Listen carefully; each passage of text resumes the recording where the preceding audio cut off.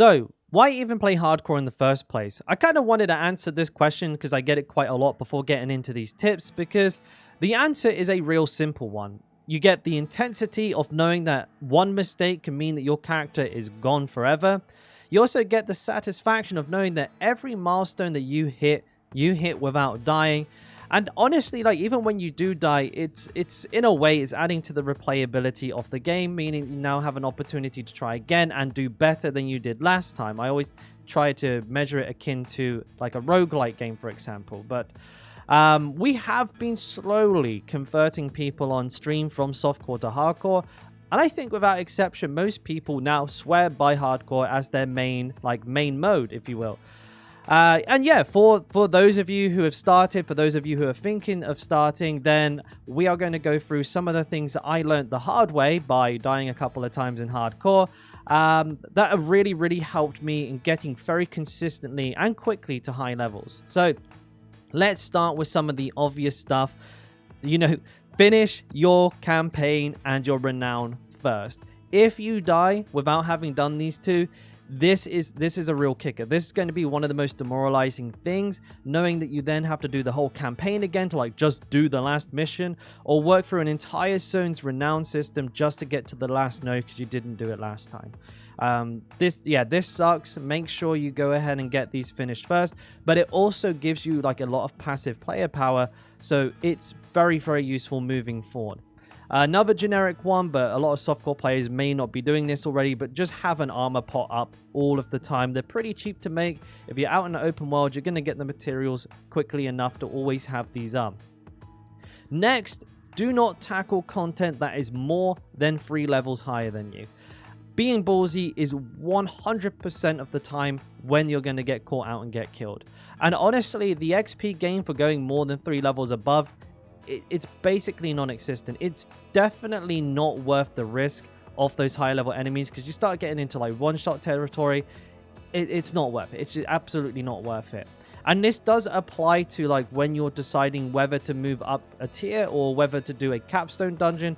Typically, I would always suggest if you're 3 levels or more away from it, don't do it. There are some exceptions, of course. You could always go from like World Tier 2 to World Tier 3 and then do strongholds. Strongholds are only ever 2 levels higher than you, so you don't necessarily have to break the rule while also gaining the benefits of the new world tier. But there's a little bit of nuance to that, but it's a general rule that you can apply if you ever need to ask yourself that question. Also, while you are going into new world tiers, when you're trying new dungeon modifiers or nightmare dungeons and stuff like that, take it easy to begin with. Don't just assume that, you know, something like backstabbers, for example, it doesn't sound too bad on paper, but those fuckers hurt. So you want to be really careful if you're trying a new modifier or even a new dungeon that you've not seen before, because there may be some stuff in there that is extremely dangerous. Take your time until you are comfortable with that new content and then start blasting, because leveling a new character is much, much slower than taking your time on your current character. And another thing that you can do while gearing, this will be a shift in mindset for people who are in softcore, but 4 damage reduction stats on your chest and your legs are essentially a must. If you're able to get these in like World Tier 3, you basically become invincible for a few levels, so that is a lot of fun. But absolutely, damage reduction stats on your chest, on your legs, as many as humanly possible. Health on your rings, max HP on your rings. And yeah, you'll be having a much, much smoother experience. And it's going to be very tempting sometimes to think, well, maybe I'm tanky enough, I'll get some damage rolls. Just don't do it. Like 5% damage on your chest is a much less likely to save your life than 15% damage reduction on your chest. So always go for the damage reduction modifiers. And check the gear. Like, always check the gear. Every little upgrade is welcomed in hardcore. I would go out of my way always to check all the gear that I get to make sure I'm not missing a small survivability boost, because every little adds up, right? You need to get every little sort of edge that you can in hardcore. And this is actually one of the things that I love about it, like the real min-maxing. You have to really get down into the gear and pick those small upgrades up constantly. This also goes for your builds as well. If you have to choose between damage and tankiness or survivability, pick survivability first. if you have things like, you know, do more damage while fortified or take less damage while fortified, take less damage every single time.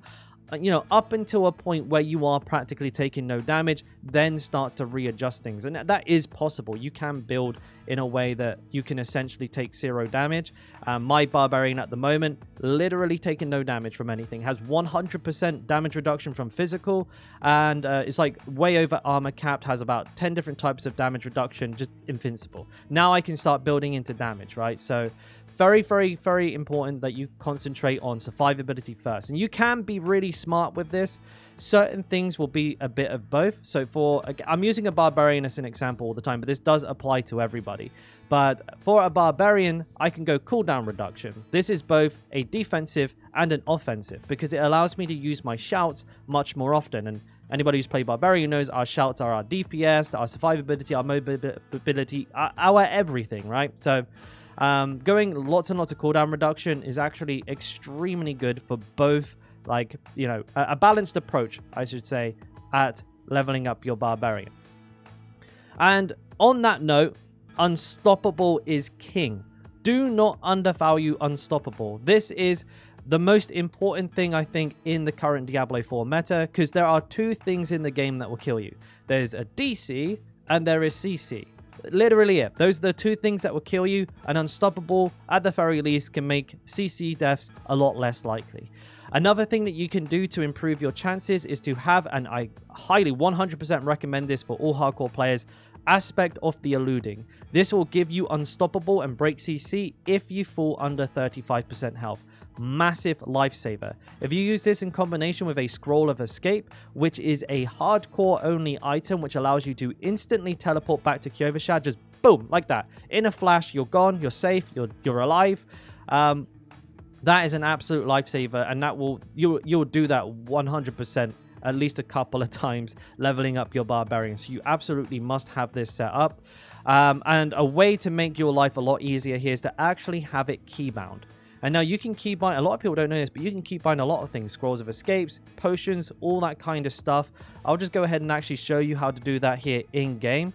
So you can go to your emote wheel. It's V by default on the PC. And then you can keybind certain things to the emote wheel. And those can be scrolls of escape, potions. You can see I've actually already got potions here, and I got scrolls of escape there. And once they're on the bar, you can click on it, drag it wherever you want, right? I didn't save the changes, but it's not important. You go over to gameplay, no, you go over to controls. Man, I'm making a lot of mistakes here. And then you can actually scroll right down to the bottom of controls here and start putting keybinds in for the emote wheel. So you can see I've got mouse 4 up here and mouse 5 up there. Why they're so far apart, couldn't tell you. But that's what I've decided to do for whatever reason. And this allows me to just click that button, boom, I instantly teleport out of whatever situation that I'm in. Now, I mentioned the aspect of eluding, but there is an alternative. And this is this quest here. If you do this quest in Carecool or whatever this is called, it's called a pinch of poison. Now, it's not a level 59 quest, I don't believe. It's just what level it is because that's what level I am. But this is around about level 35-40. You'll get to this zone for the first time. And this will unlock the recipe for something called the curative elixir. And this is a potion that will break all CC. It's quite expensive to make. The materials are not easy to find. But you could use that instead of using the aspect of the eluding, which I don't actually have. And use something else instead, like Ghost Walk, because that's what I'm using Ghost Walk instead, actually, myself. But the thing is, this isn't automatic. You have to actively use this yourself. But again, you could keybind it to mouse button 4, and then the scroll of escape to mouse button 5. So just with like a little flick of your thumb, you can break CC and teleport out of a bad situation. That is huge. That is so huge. It's almost OP. Like maybe it is OP because you can basically guarantee survive any situation if you make the call at the right time. So it's down to you at that moment. Like if you see that you're CC'd and a big hit's coming in, bam, just get the fuck out of there. You're good, right? And you'll be absolutely fine. But that's it.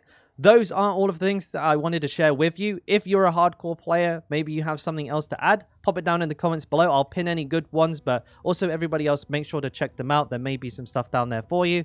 If you liked the video, consider giving it a like, subscribe if you want to, and I'll catch you on the next one. Peace.